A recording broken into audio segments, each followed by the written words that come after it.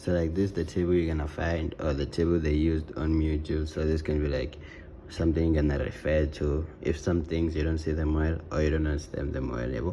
So we're gonna call this our first solution, yeah? First solution. Oh, fuck my handwriting. And this is our first solution. So our first solution, we're gonna check the boxes that don't have numbers in them. Those are the boxes that we're gonna use to find like our solution. So our first solution will be from this D to B. Oh, by the way, these are letters, like the first letters of the names that are there on the table that is on the slides. I just couldn't write them fully because they're too long. Like A, B, C is for Cleverland and all those things. So the first unticked box is this one, which is from D to B, right? So you're gonna write from D to B. So now the thing we're gonna do is you must always like use a pencil because we're gonna rub a lot here. So the first thing we're gonna do is we're gonna plus here, meaning if we plus something,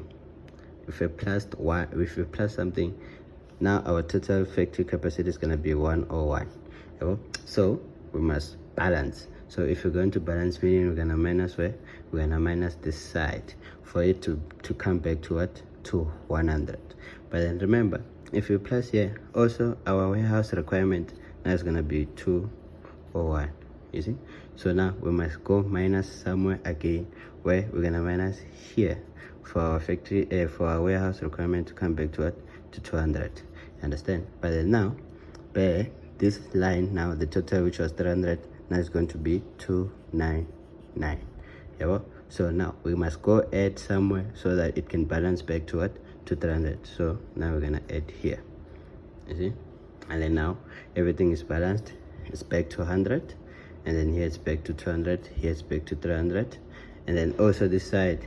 If we minus this side, it was gonna come back to 299, but then we added down, which it came back to 300. Now everything is balanced. This side, this side, this side, this side. And now meaning our thing here is going to be minus 5, which is this minus 5, plus 4, which is this positive plus 4, minus 4, which is this minus 4, and then plus 8. Plus 8. Then you're gonna share the total, and then I will do that after I post the video. Now we're going to another unticked box, which is going to be from D to C. You're gonna write here D to C. But then now first I have to wrap everything I did with a pencil to make another, let me just say, another solution. So I'm gonna pause the video and then wrap and do it again. So now we're back. I've wrapped everything. Now we're gonna do the thing for D to C. So from D to C, we're gonna focus on this box. So now because there's nothing, we have to what? We have to add here. It's like we're repeating the same thing over and over again, but then we just all have to like balance the factory capacity and the warehouse requirement.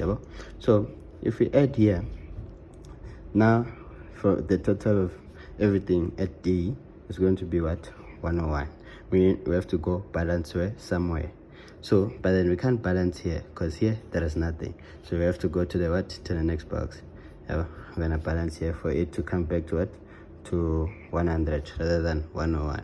But then remember, we also have a total here. So if we add in something here, now our total changes to become what? 201. So meaning we have to go balance it somewhere. And the only place, because there's nothing here, the only place we can balance is here, and we're gonna figure a minus here. But then remember also this side we minus something, so our thing here, it comes to 299, meaning we have to go add somewhere for it to go back to 300. Then we're gonna add here. But then adding here, it makes this side to be what? 301. So meaning we have to go minus somewhere on that row, meaning we're gonna minus where? Here. For it to go back to what? To 300.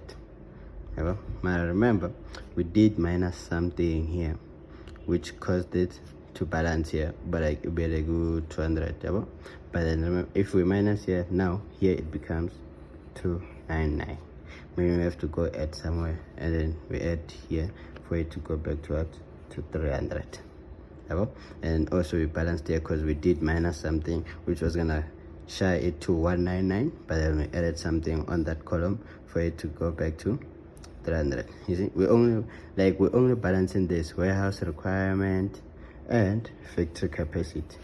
Yeah, we have to make sure at all stages they're always balanced. Nothing is more, nothing is less. Yeah, so now we're gonna have to our new thing for D to C, which is going to be plus 3 minus 5 minus 5 plus 8 minus 4 minus 5 plus 7, which is this one. 1 2 3 4 5 6 1 2 3 4 5 6. And then you're gonna do the total, and then you wrap, and then you do the next one is going to be from E to C, which is this box. That doesn't have nothing, so we're gonna write from E to C. Now I'm gonna wrap everything and do the one for E to C. So continuing from where we left off, I wrapped off everything and then the total here, which was positive 4. The first one was positive 3. Now we're gonna do for which box? From E to C, which is this box where they hlangana. So obvious, the first thing is what? We add something. After adding, we have to balance because now it's 3 or what? So we go minus where? We go minus this side. For it to go back to what? To 300.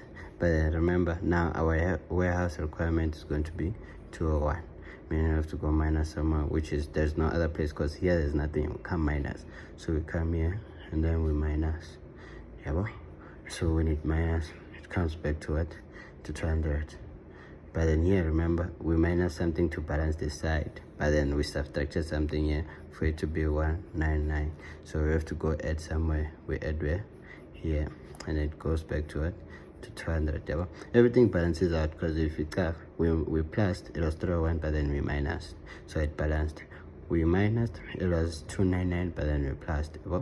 We minus, it was 199, but then we plus. We plus, it was 201, but then we minus something. So everything is balanced, everything's back to where we found it as it was. But then now you write plus 3 minus 4 plus 7 minus 5, and then you're going to do the total and then wrap everything. And then our next box is going to be from F to A. So now I've wrapped everything. Now we're gonna focus on this box, which is from F to A, which is this one. So the first thing as usual, we add, then after adding this side, it becomes what? 301. So we have to go subtract somewhere for it to balance, and then we subtract here. But remember, when we added here, this became 301 too. So we have to go subtract somewhere. So we subtract here for it to go back to what? To 300. And remember, when we minused on this column, which is B, it was 199. So we have to go add somewhere for it to balance. Now it's plus. Everything is balanced. Here we added this, it was 301, but then we minused. Also this side, so everything is balances. And then you go to the thing, you go further your numbers here. The first one is going to be minus 8 minus 7 plus 9 plus 4. I think that gives you negative 2. Negative 2. So after that, you're done with everything. You're done with the first solution. You check your totals this side. If there is a negative number, meaning you have to go do another solution, to obtain another improved solution. I think the final terms of whatever this is called are on the slides. But then if you get a negative number here on one of these numbers, you have to go share another solution. So I'm gonna draw a table for another solution. But then going to another solution, now the numbers are gonna change, because now the quantity of the shape is found by referring to the closed part. Our closed part is the one with the negative 2, because the only one that is negative. So our closed path becomes this box. Yeah, this is our closed path, this one. So our closed path. Yeah, so now we have to find it new numbers to draw another table, but then these ones, the other ones, are not gonna change and the totals are still gonna be the same. So to find the new numbers, we get the minimum number of the boxes which have the minus sign. Yeah, so in this case we have these two. Yeah, they have the minus sign, and after that, if we're gonna add or minus to these boxes also. So if this has a plus, meaning we're gonna add that minimum number to this, and then if this has a minus, we're gonna minus that minimum number to this, and then we're gonna plus that minimum number to this.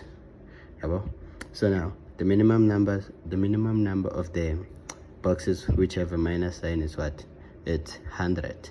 Yeah, so meaning we're gonna add 100 here, and then to the new table you will see it's gonna become 200.